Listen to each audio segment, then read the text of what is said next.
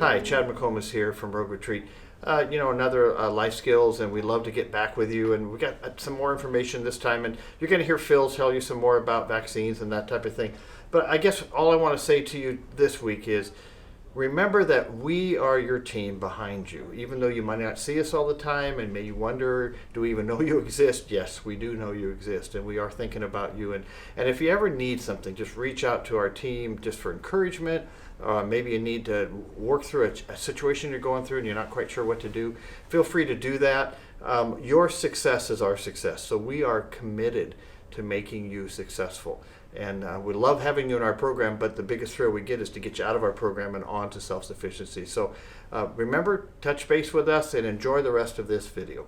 Hello and welcome to the COVID-19 vaccine YouTube life skills video. That's a mouthful. So what we're going to do on this video is talk about everything vaccine. So I'm going to give you a tour of the Rogue Retreat resources that are available to help you. And I'm also going to introduce you to the Oregon Health Authority.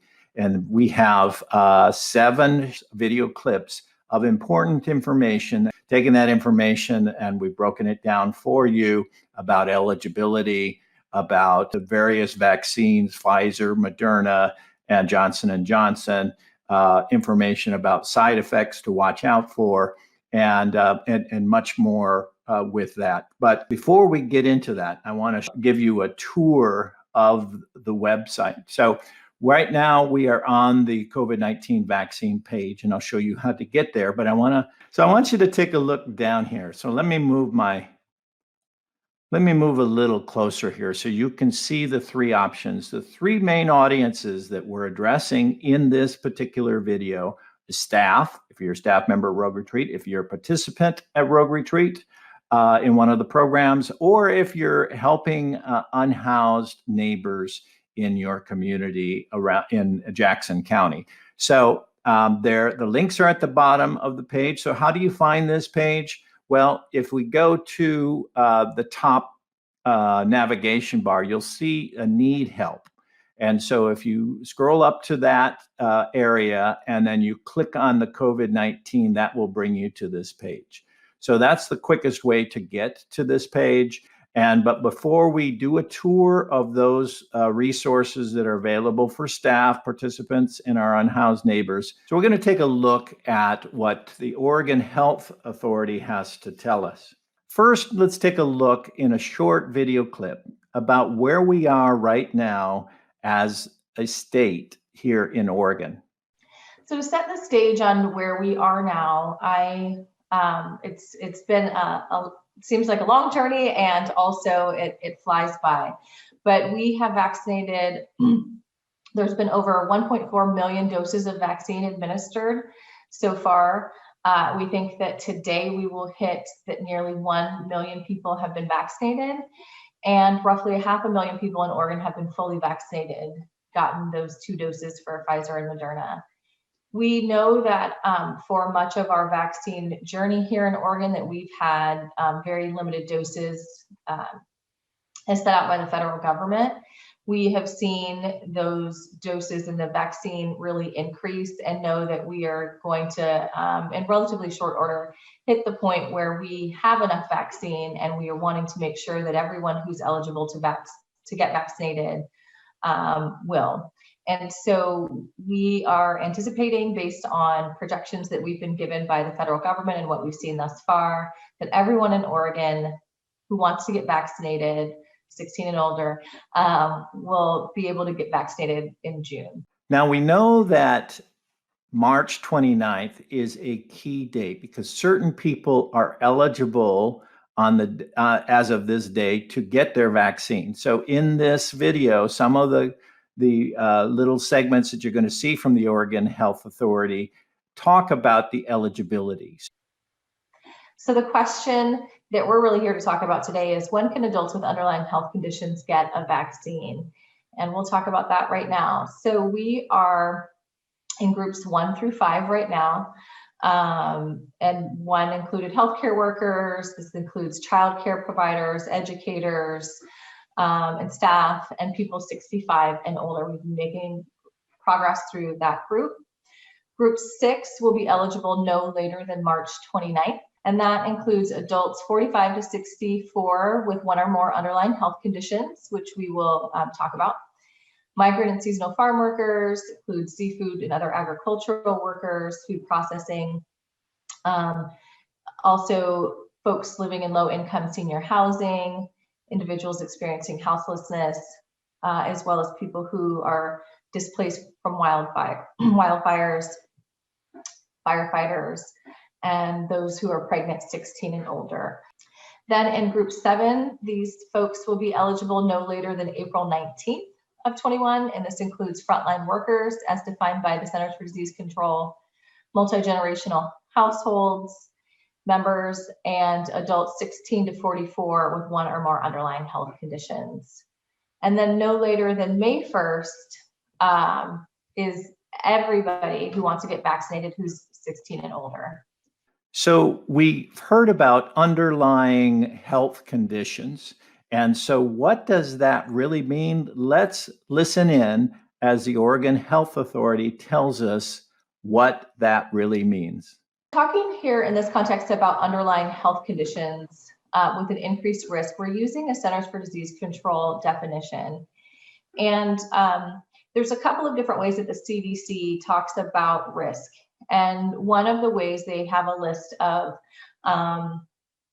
increased risk that we're looking at now. There's also another list that talks about conditions that may put you at an increased risk, and we that need more data. So these are the conditions where there's sufficient data to make the link in risk. I just want to say that there are other things or rare conditions that people might be saying, hey, what about this or what about that? We're using this list once again because the Centers for Disease Control has enough data and information about these risks.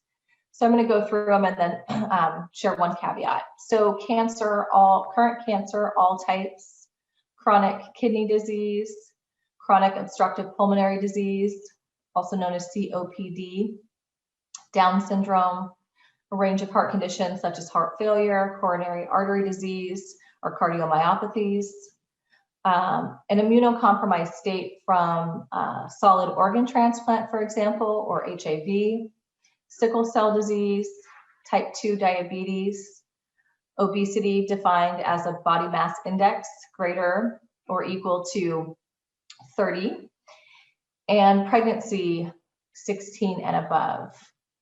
There's a couple of exceptions to this list based partially on guidance that we got from the Vaccine Advisory Group and other collaborators. And these are that we've added HIV to the list, as well as you see, they're in the immunocompromised state. And this state is not including smoking as a behavior. Now we know that there's 3 different vaccines that are available, the Pfizer, Moderna, and Johnson & Johnson. So in the next 2 clips, we're going to look at Pfizer and Moderna first, and then we're going to take a look at Johnson & Johnson. So Pfizer was the first vaccine. It has a current minimum age of 16. There's an asterisk here just saying that trials are underway for people under the age of 16, but right now we have authorization for this vaccine for 16 and older. It's 2 doses for full protection that ideally should be timed 21 days apart, 3 weeks apart. Extremely high vaccine effectiveness at 95%. And that effectiveness is in place 2 weeks after that second dose. You might have heard people talk about 2 doses in 2 weeks, and that's what this really acknowledges. Pfizer is the vaccine that's kept cold, ultra cold, or initially it was. So the Moderna vaccine is authorized for those 18 and older. It's also 2 doses. Those doses should be timed 28 days apart. Extremely high effectiveness as well, about 94.10%. And similar here, that effectiveness is in place 2 weeks after the second dose. So now let's take a look at the Johnson & Johnson vaccine. So the effectiveness of the Johnson & Johnson vaccine, it was tested using 1 dose, tested against 3 different strains of the virus. It was came out later in time and where we had in the general community a higher baseline of COVID-19 incidents and knew that there were different strains circulating. This is highly effective at preventing severe disease against all strains of the virus, so at 85%. Effective at preventing moderate disease at 72% in the United States. In terms of protecting against hospitalizations, it's 93% effective preventing against those hospitalizations. And the effectiveness starts 14 days after the dose, the first dose, and it's been studied up to 28 days after. There's evidence that antibody production continues to increase at least until day 56. So you may have heard that some people have side effects with the vaccine. So let's take a look at what some of those side effects might be. So in terms of side effects, the side effects will vary, obviously, from person to person. What we've seen is they last maybe 1 to 2 days at the most. They're signs that your body is building protection, that the vaccines are working and your body's doing its job, doing exactly what we want it to do to protect you. Some of the side effects are distinguished in a couple of ways. So there's local side effects, which are really at the site of injection, which could include pain at the injection site, redness, swelling, and then systemic side effects, things like joint pain, headache, fever, which we don't see as much, muscle aches, tiredness, and chills.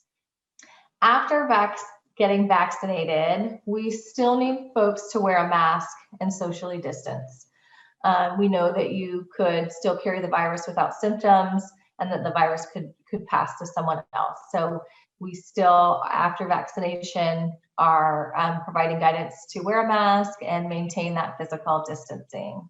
So are you ready for a tour of our website and the resources for staff, participants, and unhoused neighbors? If you are, then follow us along on this tour. If you remember, need help?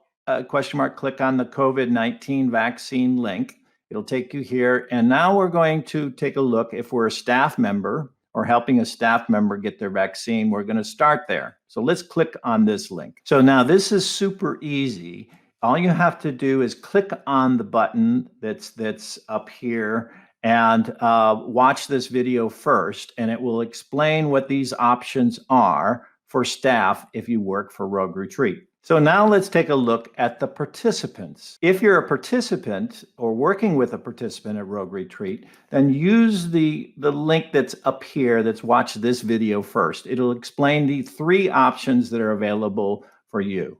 We're back on the COVID-19 vaccine page, and so we're going to click on the link at the bottom that says Unhoused Neighbors.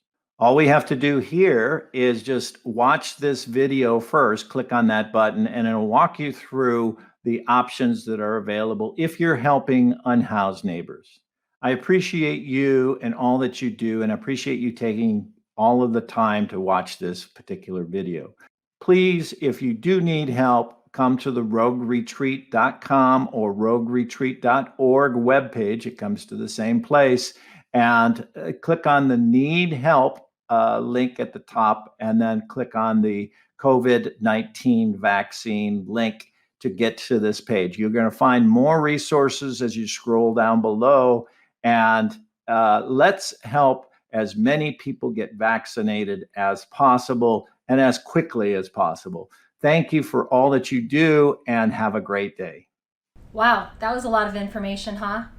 Well, if that feels like maybe it was a little too much and you need a little help with making the decision whether to get the vaccine or not, talk to your case manager. They'll be able to help you work through all that, and maybe to access some of the local doctor's offices and places that are offering the vaccine. And I just wanted to let you know, I got mine on Wednesday and it was really easy. And so hopefully this video, between the video and just other people's testimonials about it, you'll maybe, if you had some hesitancy about it, maybe some of those fears will be put to rest. Yeah, I didn't even notice anything. A little bit of a sore arm, not too much. I've heard the second one, you might be sick a day or two, but that's generally all I've heard that happens to people. So it's pretty doable. But if you're worried about it, please talk to your case manager, because sometimes you just need to kind of figure things out with somebody else, and they'll help you do that. And remember, this is completely up to you as well. Don't feel like we're giving you any pressure to do this. It's really your choice. We just want to provide you with the information, because a lot of people, they're like, well, I haven't really done anything because I don't really know that much about it. So hopefully this week's life skills has given you some information that will be valuable to you. So that's it for this week. We will see you next time. Oh, and by the way, so we are working on getting life skills live again. So it's probably not going to happen till early May, but we want you to get that on your radar. Probably what it's going to look like is you might only be asked to attend one per month, at least to start with. And hopefully we'll get all the same good speakers that we've had, maybe even, some that we haven't had yet. So hopefully that'll be something you can look forward to, and we'll see you next time.